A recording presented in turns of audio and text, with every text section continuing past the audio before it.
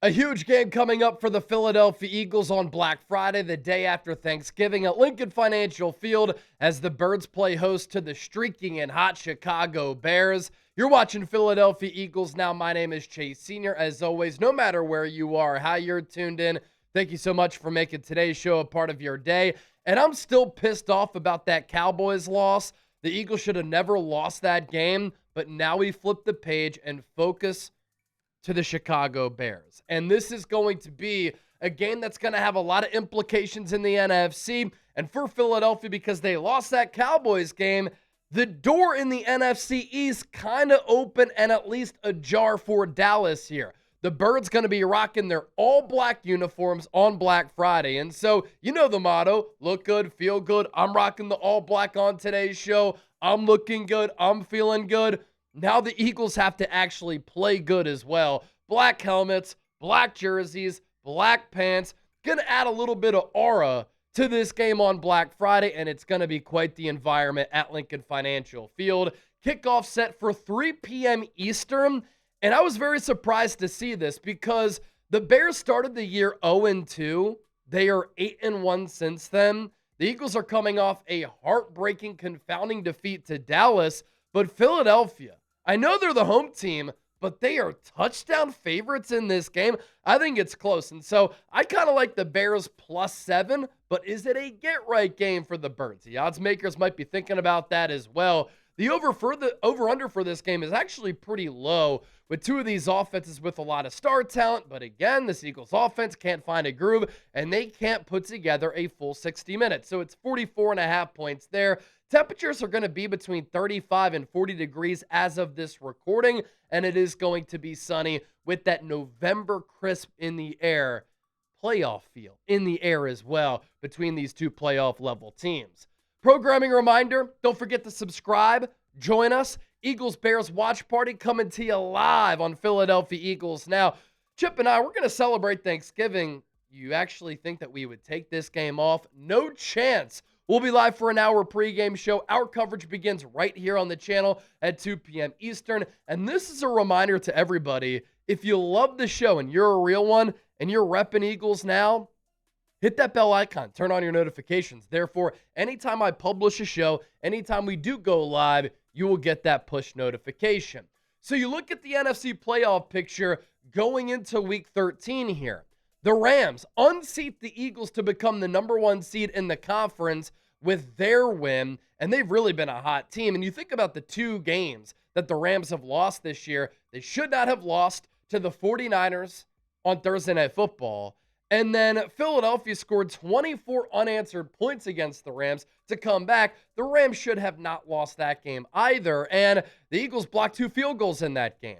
And so I think right now and all year long sample size, the Rams have been the best team in the NFC because they won on Sunday and the Eagles lost to Dallas on Sunday. Philadelphia drops to the number 2 seed at 8-3. Of note, if those 2 teams finish with the same record, Eagles do own the tiebreaker. This game is huge and interesting for the Birds because look at who the number 3 seed is.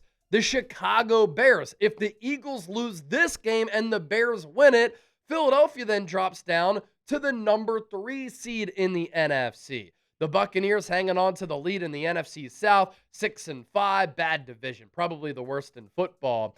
And then the 3 wildcard teams. The Seahawks, 8-3, number 5 seed. The Packers, 6 seed, 7-3-1. And then the 49ers won a weird game on Monday Night Football, taking down the Carolina Panthers. They are 8-4, and Philadelphia has an opportunity here to really control their destiny inside this conference, right? They beat the Rams, beat the Bucks, beat the Packers. They beat the Lions, who are currently on the outside looking in. They split with the Dallas Cowboys. You beat Chicago here. You feel really good about the Eagles' chances to get a top 2 seed in the NFC playoffs. And last year, yes, they hosted the NFC Championship game, but that was because the Commanders knocked off the Detroit Lions, the number 1 seed, and the Eagles, as the number 2 seed, still had that home game to get to Super Bowl 59. And that Eagles loss to the Dallas Cowboys, it just opens up a lot of possibilities in the NFC.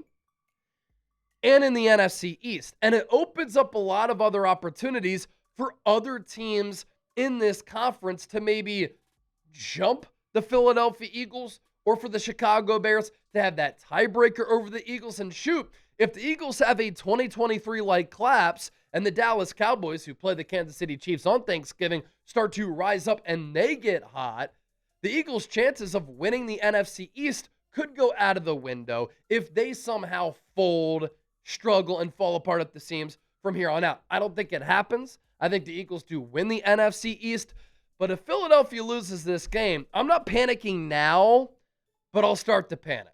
And this game between Philadelphia and Chicago is going to go a long way in deciding some important seeds in this conference by season's end, because I also don't think the Bears are going anywhere either. You look at the Eagles' remaining schedule. They've really gotten through that gauntlet. The schedule has eased up just a bit, but you lose to Dallas. You play a hot Bears team that comes to Philadelphia feeling very confident. This would be their statement win. It's going to be their Super Bowl. Then the Eagles have to go on the road cross-country travel to take on a really good Chargers team on Monday Night Football in Week 14. Philadelphia comes home to play the Raiders at home. And then the final 3 games of the year, you get the Commanders 2 times in 3 games, but they would love to play spoiler. And we'll see what the status of Jaden Daniels is. Hasn't been cleared for football activities yet after dislocating that left elbow. But Week 16, you're on the road to play the Commanders on Saturday. Then you go on the road to play Buffalo Week 18 against the Commanders. That's not an easy ending to the schedule there. The Bears' remaining schedule. They have the Eagles on the road Black Friday. Then they're on the road to play the Packers. On the road to play the Browns. That is not easy. And so if you're the Eagles, you're hoping that you can take care of business against Chicago, have them lose some games so that they can't unseat you for a top 2 seed. Then they play the Packers again on Saturday on the road against the Niners. That could be a playoff level game right there. Then they play the Detroit Lions. That is a hard schedule for Chicago, a team and a fan base that is riding high. And did you know there's actually been a hilarious Eagles-Bears alliance? Because the Eagles have dominated the NFC North, beat Minnesota, beat Green Bay, beat Detroit.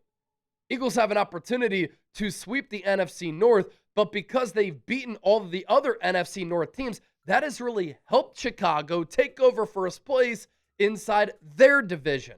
Couple of things that really stand out about this Bears team. We've nicknamed them here at Chat Sports, led by the fearless leader Harrison Graham, the Cardiac Bears, because they have played in so many crazy, down-to-the-wire close football games that they've been able to pull out of their ass. They have won 6 one-score games so far this year. So 8 wins total, 6 of them one-score ball games. And what's crazy about the Bears, they have 8 wins, but a minus 3-point differential. And another thing that stands out in this game, the point spread. Again, shocked that the Eagles are 7-point favorites. They're giving a touchdown to Chicago. Bears getting 7 points. That line really did surprise me. This 2025 Bears team, and speaking of that point differential, by the way, the 3rd team in NFL history to have 8+ wins and a negative point differential through 11 games. So that means the Bears have been a little bit lucky, obviously winning all of those one-score games. Not always sustainable. Year over year, it doesn't always carry over. See the Washington Commanders from last year. And so they might be 8-3, excuse me, but they do have some holes on that team. And if the Eagles play up to their potential, up to their caliber, Philadelphia should be able to win this game, and it would be yet another win against a winning team and another quality win for Philadelphia here on the 2025 slate. And so that brings me to this. Things interesting now because Philadelphia lost that game to Dallas, but did the Eagles need that? Did the Eagles need to get humbled? Did they need to have a realization that they can't keep playing that way? Because it's one thing when things aren't going right and you're still winning. Nick Sirianni is going to say, well, we keep winning ball games. It's another that the formula that you had all year then led to a loss. Is it going to force the Eagles into making some changes personnel-wise? Is it going to humble the Eagles to the point where pressure is on them in this Black Friday game? Is it going to put them in a position where they understand we're committing all these penalties. We have to clean things up. Did Philadelphia need that loss? If the Eagles win, the Birds are back, and every fan is back on the wagon. If the Eagles lose, full panic mode in the city of Philadelphia. Now, we're only starting to ramp up things on today's show, but I do want to ask you to hop into the comment section right now and get those predictions in for Friday's game. Who you got? CHI for the Bears, PHI for the Philadelphia Eagles. Who are you going with? Let me know down in the comment section right now. Now, a couple of weeks ago, I told you about my Ridge wallet. It's been a game changer. I'm somebody who hates having too much in my pockets, and that was the case when I had this thick leather wallet that was as heavy and as big as a brick. So I made the change to Ridge, and it's been a game changer. And this is the last wallet that you'll ever need to get. This is made with premium materials like aluminum, titanium, carbon fiber, and the Ridge 2.0 can hold up to 12 cards plus cash. And listen up, for a limited time, Ridge is having their huge Black Friday sale. If you go to ridge.com/chat, you can get up to 47% off your order. This is by far the biggest discount they've given all year. That's ridge.com/chat for up to 47% off your order during their biggest sale of the year. After you make your purchase, they're going to ask you where you heard about them. Please support our show and tell them that Philadelphia Eagles now sent you. I love the look of this one. Kind of has that carbon fiber look. If you want an Eagles-style Ridge wallet, you can get that as well.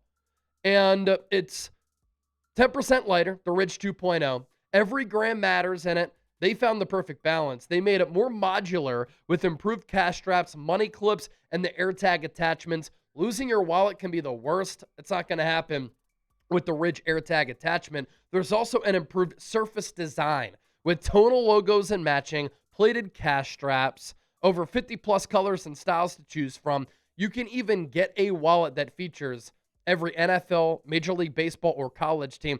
This is perfect for holiday gifting, especially since Ridge is having that biggest sale of the year. I'm going to put that link down below in the comment section attached to the pinned comment of today's Philadelphia Eagles. Now, ridge.com/chat, promo code chat, 47% off. Now, in this game between Philadelphia and Chicago, I'm excited to see this quarterback matchup between Caleb Williams and Jalen Hurts. Two contrasting styles, two different quarterbacks in this game. And this season, Caleb Williams has completed less than 60% of his passes. So he has not been a high completion percentage guy, but he's come alive late in games, and he's played incredibly clutch, and he's made some unbelievable plays out of structure. At times, he can layer throws. At times, he misses some layups. He does have unbelievable athleticism, though, where he can use his legs, use his feet to create, whether it's running or throwing, and the velocity that he can put behind the football. He can find keyholes with some of his throws. Decision-wise, I think he's put the ball into harm's way a few times this season, but when you look at the raw numbers, they're pretty good. 16 touchdowns, 3 interceptions. He can hurt you with his legs just like Hurts can. 293 rushing yards this year. He has 3 rushing touchdowns. So a good year, too, for Caleb Williams. 19 total touchdowns and 4 interceptions. For Hurts, I know some people are concerned about the accuracy.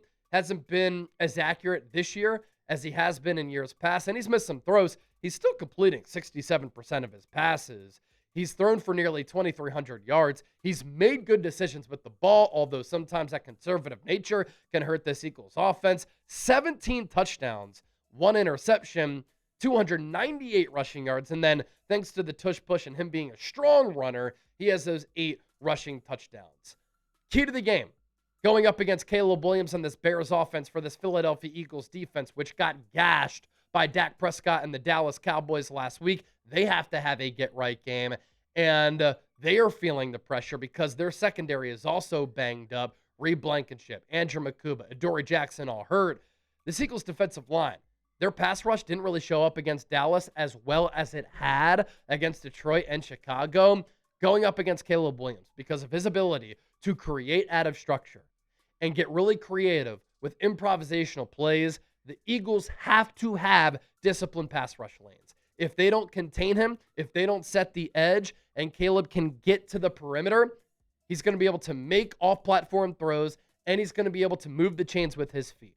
So if the Eagles do not contain Caleb Williams, he will slice them with those out-of-structure plays. And then another thing that the Eagles need to clean up against the Chicago Bears is something that we've been talking about over the last couple of weeks, and it's this that has to do with Nick Sirianni. So let me pose this question here, and we'll put this together for a YouTube short. Is Nick Sirianni failing the 2025 Eagles? As the CEO head coach, he preaches tough, detailed together. That slogan was on the Eagles Super Bowl ring. He also talks about mastering the things that take no talent. Well, all year long, the Eagles have not been detailed, and they have not mastered the things that take no talent. They have been an undisciplined and sloppy football team. Penalties have been a problem for Philadelphia all year, and in particular on offense, those penalties are killing this Eagles offense. Against the Dallas Cowboys, 14 penalties for 96 yards, and that took away a lot of chunk plays and explosive plays that could have changed the complexion of that football game. And you look at the Eagles' penalties by game. This is inexcusable. 9, 6, 5, 8, 9, 4, 8, 5, 7, 9, 14. That is 6 games with 8 or more penalties. Last year in 17 games, en route to winning the Super Bowl, the Eagles were more buttoned up. They had 8+ penalties only 4 times. This has to get cleaned up by Nick Sirianni and his coaching staff. And if you want to complain about this offense and the vanilla nature of it, don't blame Kevin Patullo. This is Nick Sirianni's scheme. He needs to be better. He has to have this Eagles team more prepared to play the Chicago Bears. And if they're not, they'll lose this game once again. And Jordan Mailata talked about these penalties on WIP on Monday night. He said, Kevin Patullo put us in a position multiple times to win that game. What do? Not execute. Put some blame on us as players because we're out there playing. We're the ones who are crapping all over the place. And speaking of Jordan Mailata, him and the rest of this Eagles offensive line has to improve. They have to up their game, and they have to play better. And you think about those penalty problems, right? You would have had the ball at the 12 on that throw from Jalen Hurts to Devontae Smith. Fred Johnson, illegal hands to the face. Ball moves back to the 38-yard line. The 2 big plays to Dallas Goedert. I love the designs. I like the creativity. Goedert picking up yards after the catch. Wiped out by penalties. Penalty, forcing you into a long Jake Elliott field goal. Then he misses from 50+. So those things just can't happen, and they've happened when the Eagles have actually had, this season, pretty big offensive plays. You think back to the Denver Broncos. That long play to Devontae Smith, wiped out by another penalty. It's been a constant problem all year long, and being an undisciplined football team doesn't lead to winning Super Bowls. The Eagles have to clean it up. They have to get buttoned up, and they have to stop shooting themselves in the foot with these self-inflicted wounds. Before we dip on out of here, don't forget to give me a follow on social media. I'm on every single platform with the same handle, @Chase_Senior, approaching 19,000 followers on X, 43,000 followers on IG, and over the weekend, I caved. I created a TikTok. I just want to get my content out to more people, so give me a follow there. Already up to 237 followers.